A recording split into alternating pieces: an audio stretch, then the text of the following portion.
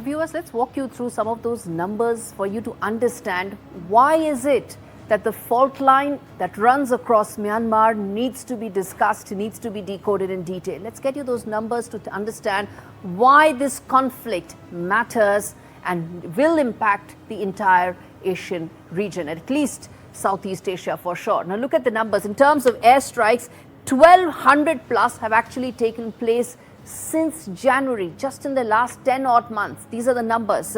In terms of the new junta conscripts, over 60,000 people have been added in terms of how this is adding to military junta's ability to continue striking and to prolong this even further. This number of new recruits, new additions, tells you the growing ability that the junta has.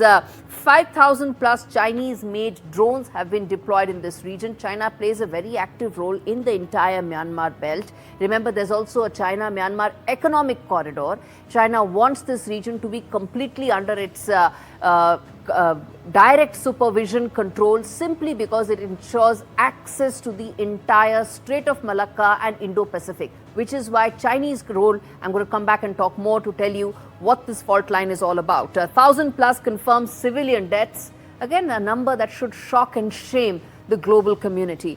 56 is the official, 100 plus is the unofficial townships that are unsafe for election. People were talking about elections, people were talking about how things are going to come back to normalcy. These numbers should shame all those sitting in Geneva and New York, going and talking non-stop about wars in some parts of the world, but refusing to recognize what's really happening in Myanmar. Lastly, 3 million plus people have been displaced and 4 key corridors to China have been retaken. As I said, unless you put these numbers in perspective, you can't understand the scale at which this devastation is taking place in this region, which is why it's very important to understand what's the real issue here at stake. And viewers, if you take off your blinkers to understand what's unfolding in Myanmar, it's all very easy to say that let's have elections there. Let's ensure that the military junta makes way for elected government. But can it actually take place? Can you actually hold elections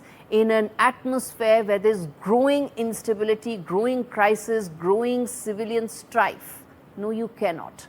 By appointing a couple of election outside agencies who will oversee the election or oversee the process, you will not guarantee democracy. You will not guarantee transition of power. What you will guarantee is making sure that this issue slips under the carpet with no permanent solutions being offered.